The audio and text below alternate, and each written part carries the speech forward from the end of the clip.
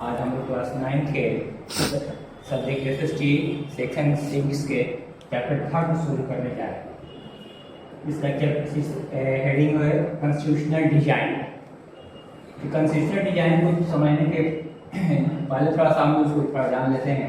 इसके पिछले चैप्टर में हमने पढ़ा कैसे डेमोक्रेसी में लोग सरकारी शासन करती हैं।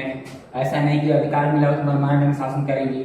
उसके लिए जो भी नियम है जनता के लिए और आम ये सरकार के लिए जो नियम बने, बेसिक नियम बने होते हैं, कॉन्स्टिट्यूशन को कहा जाता है, संविधान कहा जाता है। जो भी अधिकार मिले होते हैं, फंडामेंटल राइट्स हो गए, जो भी हैं, सरकार किस ढंग से चलेगी, कौन को क्या अधिकार होंगे, ये सारी चीज़ कॉन्स्टिट्यूशन संविधान में अच्छी तरह से दी गई। इस चैप्टर में हम कॉन्स्टिट्यूशन डेमोक्रेटिक कंट्री में कॉन्स्टिट्यूशन किस ढंग का, संविधान किस ढंग का होगा, उसका रूट क्या होगा, किस ढंग से काम करेगा, ये सारी चीजें कॉन्स्टिट्यूशनल डिजाइन के अंतर्गत आती हैं। इसमें हम प्रश्न उठता है कि why there is need of there need of constitution, संविधान की जरूरत क्यों है। उसके बाद ये सवाल उठता है कि संविधान की जरूरत तो है, ठीक है, लेकिन उसको कौन बनाने वाले, कौन लोग हैं, बनाने में किनका योगदान है, किन वैल्यूज को लेकर के संविधान बनाया जाता है। ये सारी चीजें जो है इसके अंदर कॉन्स्टिट्यूशनल डिजाइन के अंतर्गत हम लोग पढ़े और इसमें ये देखेंगे कि जो एक बार संविधान बन जाता है तो क्या उसमें आने वाले समय में परिस्थितियों के अनुसार उसमें बदलाव किया जा सकता है या नहीं किया जा सकता। इस बारे में इस चैप्टर में हम लोग पूरा डिटेल से विस्तार से पढ़े। इसमें जानने पहले थोड़ा सा हम लोग साउथ अफ्रीका का एक इसमें देख लेते हैं। साउथ अफ्रीका में कैसे यहाँ पर संविधान कैसे तैयार हुआ, लोग वहाँ किस ढंग से संघर्ष किए और तब जाकर कितने लंबे संघर्ष के बाद उनको आज़ादी मिली। इसमें हम शुरुआत करते हैं नेल्सन मंडेला, वहाँ साउथ अफ्रीका के बहुत बड़े नेता रहे, बहुत लंबे समय तक जेल में बंद रहे और ये 1964 में अपार्थाइड रीजन विरोध करने के लिए इनको लाइफ आजीवन कारावास की सजा दी गई। उसको बोलते हैं रंगभेद। रंगभेद का मतलब होता है साउथ अफ्रीका के जो मूल निवासी थे वो ब्लैक थे और वहां पर यूरोप से बहुत सारी व्यापारी कंपनियां आकर के यहाँ यूरोपीय लोग आकर बस गए। वो लोग व्हाइट थे, गोरे थे, तो ये लोग अपने को व्हाइट करते थे और इसके आधार पर साउथ अफ्रीका लोग जो आकर के शासन करते थे उनके साथ भेदभाव करते थे। उसको अपार्थाइड कहा है, रंगभेद। आइए हम लोग देख लेते हैं स्ट्रगल अगेंस्ट अपार्थाइड। जो रंगभेद की नीति है साउथ अफ्रीका के शासकों द्वारा अपनाई जा रही थी, इसके विरोध में लंबे समय तक संघर्ष चलता रहा। ये हम लोग शुरुआत देखते हैं 17 और 18 सेंचुरी में। हम लोग देखते हैं वहां पर यूरोपीय देश की बहुत सारी कंपनियां आई और सैन्य ताकत के बल पर अफ्रीका में उन्होंने शासन स्थापित किया 17 और 18 सेंचुरी में। लेकिन देखा जैसे साउथ अफ्रीका, जिसे हम लोग भारत में देखते हैं, बहुत सारे यहाँ पर अंग्रेज लोग आए, शासन करने कंपनियां आई, बाद में अंग्रेज यहाँ शासन करने लगे। लेकिन यहाँ पर कोई अंग्रेज आकर बसा नहीं, वो ऐसा कोई उदाहरण उसको नहीं कर सकते। लेकिन साउथ अफ्रीका में क्या हुआ, बहुत सारी व्यापारी कंपनियां यहाँ पर आई, धीरे धीरे शासन करने लगे और यहीं पर आकर ये बस गए, रहना शुरू कर हमारे देश की ठीक विपरीत।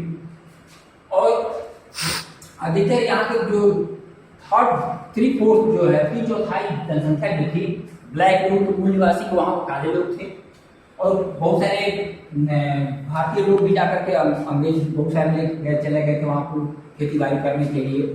तो वहाँ बहुत सारे भारतीय लोग भी बस गए थे, तो उन लोगों को कोई अधिकार नहीं था, यहाँ तक कि उनको वोट अधिकार वोट नहीं दे सके, वोटिंग राइट नहीं।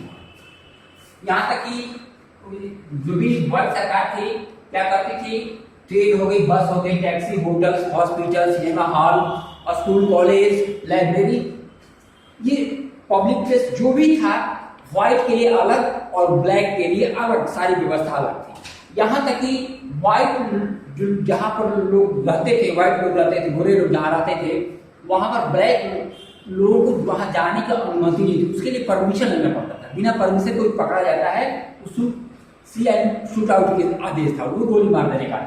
यहाँ तक था, सोचिए कितना छोड़ दिया। इस तरह देखते हैं जो ब्लैक कलर थे, भारतीय लोग थे, ये अफ्रीकन नेशनल कांग्रेस के फ्लैक्सी के अंतर्गत अफ्रीकन नेशनल कांग्रेस के झंडे के तहत उन्होंने आंदोलन शुरू किया और लंबे समय तक आंदोलन चलता रहा।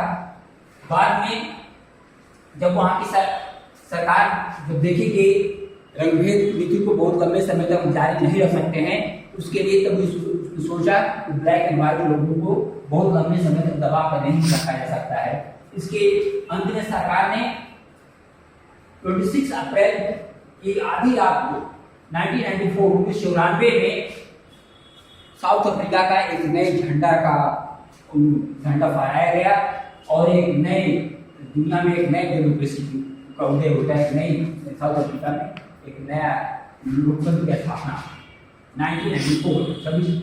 26 अप्रैल 1994। इस तरह साउथ अफ्रीका जो है एक रिपब्लिक बना और यहाँ पे एक नए संविधान की स्थापना होती है। ये संविधान लगभग 2 साल के पूरा डिस्कशन और डिबेट के बाद ये तैयार हुआ और तब जाकर कहा जाता है दुनिया का सबसे फाइनेस्ट रेनबो कॉन्स्टिट्यूशन के नाम से जाना जाता है।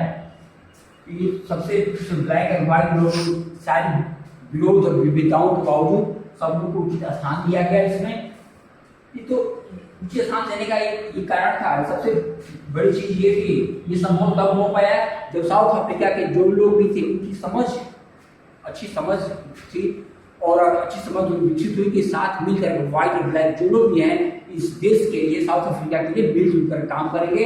और यही एक चीज थी, उनको बदलाव लाने की मजबूर थी और ये तरह से रेनबो नेशन बना जिसमें व्हाइट, ब्लैक और साउथ इंडियन सारे लोग वहां पर समान सबको समान दिला दिया गया और सारे लोग मिलजुल करके एक नए राष्ट्र निर्माण में